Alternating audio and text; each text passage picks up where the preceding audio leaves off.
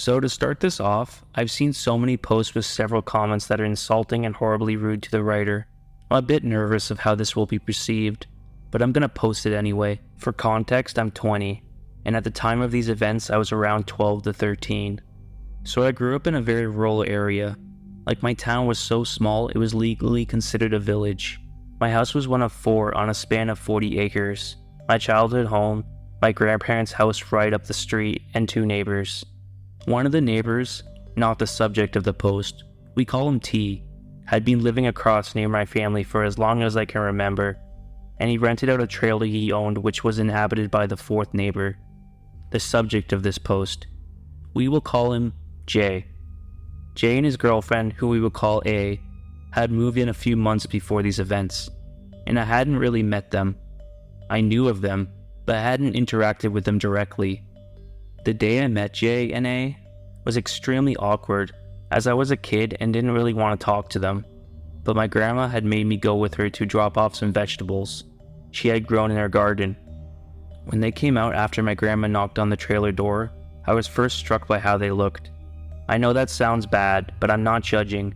I know both of them were addicted to meth. My grandma started the conversation, and I tried to be polite, as I was raised to be by introducing myself when told to do so. I wasn't really able to finish my sentence, as I noticed Jay was staring at me very intently. He looked like he was either mad or hungry, or both.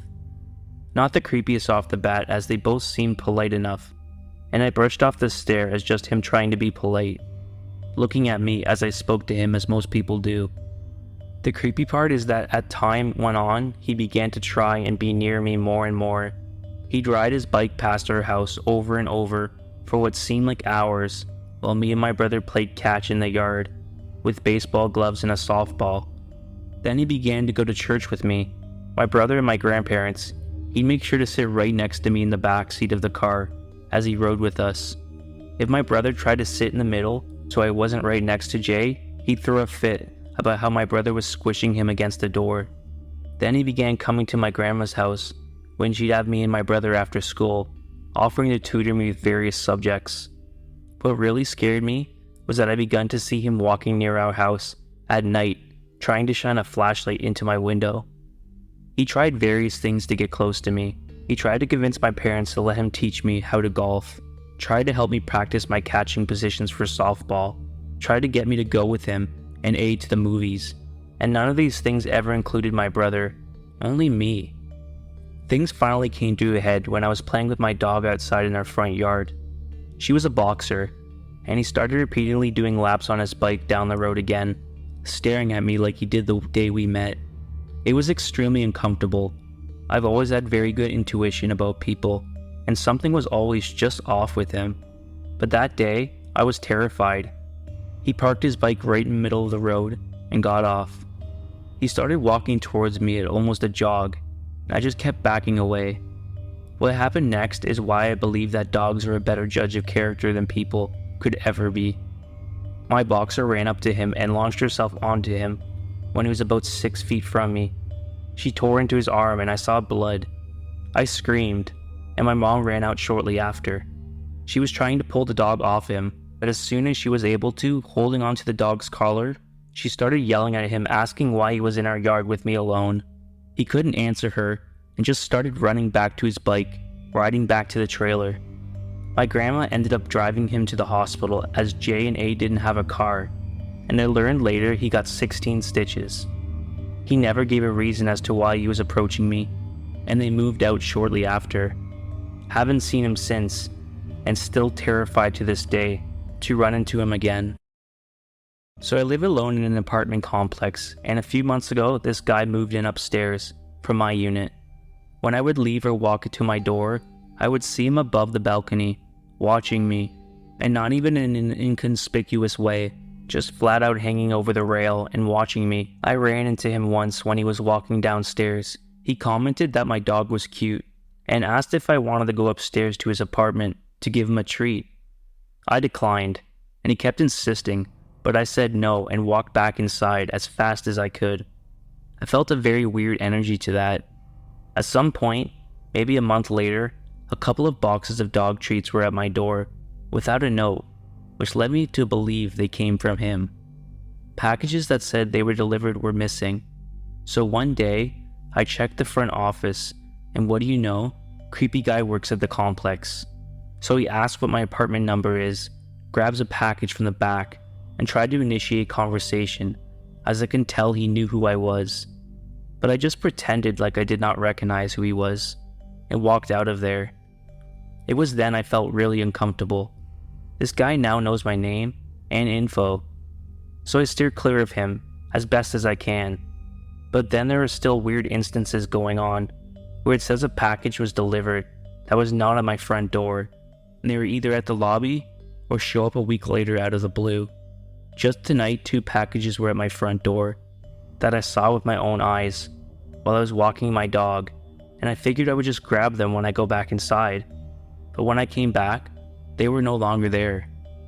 I saw him walking on his way back to the apartment from his shift during the time I was outside, and I feel very strongly that he took them, and it all started to piece together that this could be some weird tactic of his. I don't know what to do. He just gives really odd vibes. I can't exactly tell the complex about the package issues because he's the face of them, and I never see anyone else working there anymore. Every time I leave my apartment, I try to scurry as fast as I can to my car because he always tends to linger on his patio and doesn't seem to care how obvious he is staring at me every time. I was helping clean up the neighboring lot after a homeless encampment moved when a worker from the city showed up. He beelined straight towards me and started thanking me for the help, so I pointed him in the direction of another lady who headed up the cleanup efforts. He talked to her, arranging a pickup time for the bags, then came back to me, mentioning we are neighbors and he lives in the illegal apartment that is kind of visible from my backyard. He said, he's noticed me for some time. The other neighbors were listening closely, started showing him where by their house we'd be leaving the bags. Oh, you live here too? They are 1 door down from me and have lived here for 7+ years. I've been here for 2. The next day, the bags don't get picked up, so they get rummaged through and it's another mess.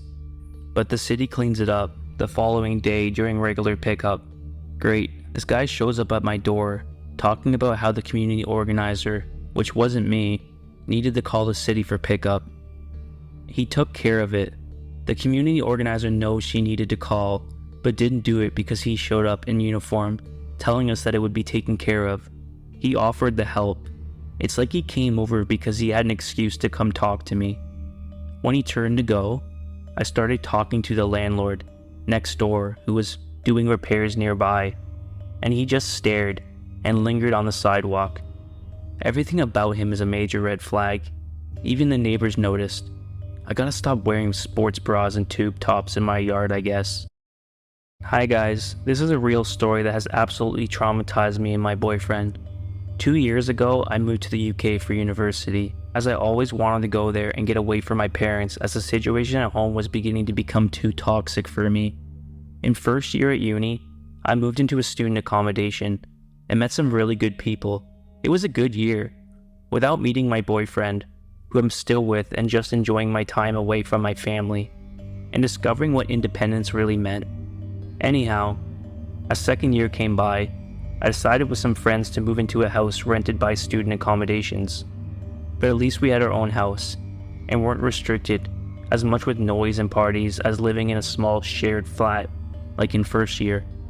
Note, I had a ground floor room, and my window gave into a very small backyard, in which I would go smoke every day, as I am a smoker, and in which there would be a very thin wooden door giving into the other side of the street, where you would put your bins and broken chairs. The door could only be closed and locked from inside the backyard, but since it was an old door, we had to attach some strings to keep it closed for good. I had neighbors on each side of the house, so we were surrounded by families and some other student accommodations. The neighbors on the right of us were 5 boys who looked way over the age of being in university. They were strange, so to say. I met one of them outside of her house one day because of a police intervention due to one of his flatmates attacking him, and the others was a kitchen knife and burning their kitchen down. I heard some screams, and so I went outside with my flatmates and saw one of them being covered in blood and cuts everywhere on his arm, and a wound on his head, inflicted by a kitchen knife.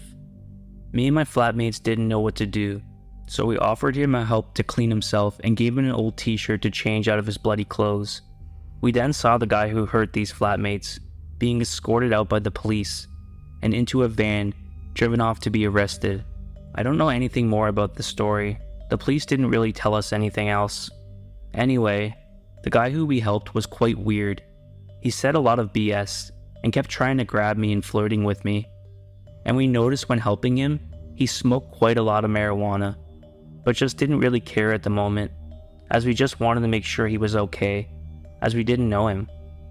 Then after some time had passed, I would go to uni and come back home and see him quite often in the street, and just never said a word to him again.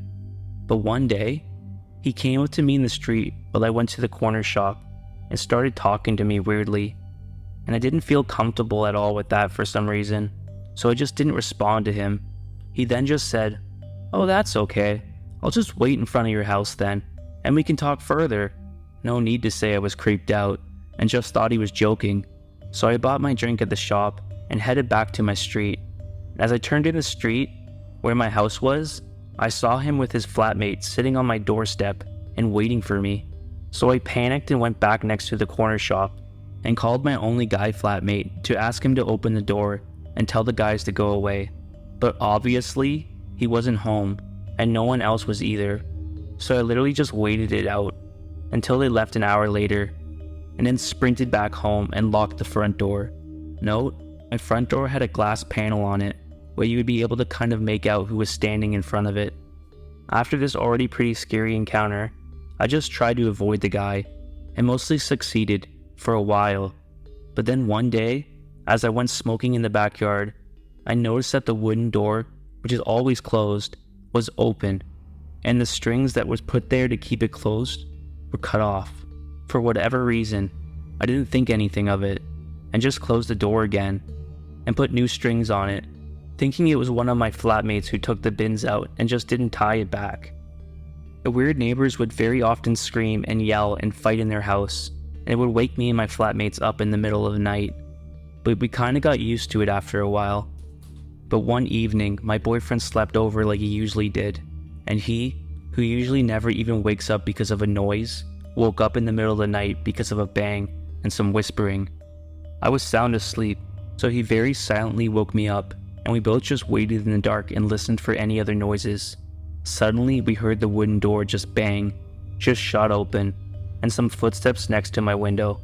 I always had my window open because it would get really warm inside, so we both just froze. And then we heard the door leading to the backyard get shaken softly, as if they were trying to get inside, and then just stopped.